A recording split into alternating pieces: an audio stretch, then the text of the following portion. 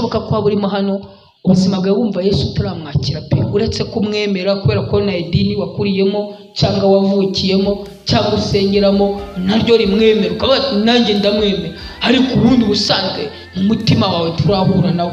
Bibiliya yatubwiye ngo uriya mugore nawe yarazi ibintu byanditswe ko yarazi ko Mesiya azaza. Urashobora nawe uzi ibintu byose by'Imana bivugwa muri Bibiliya warasomye by the way, ariko ndashaka kuvuga ngo wakire Kristo mu buzima bwawe. Birashoboka ko utaramwakira, ariyo mpamvu imbaraga zo gutsinda ibyaha ugikora wumva utazifite. Yesu nagira muri wowe azaguha imbaraga.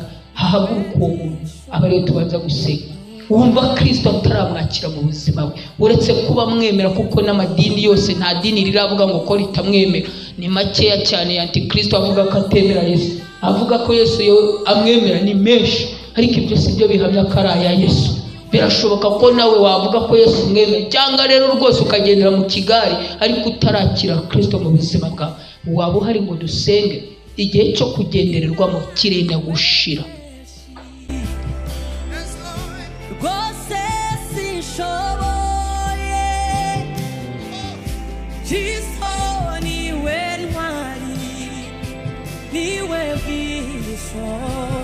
Going in there.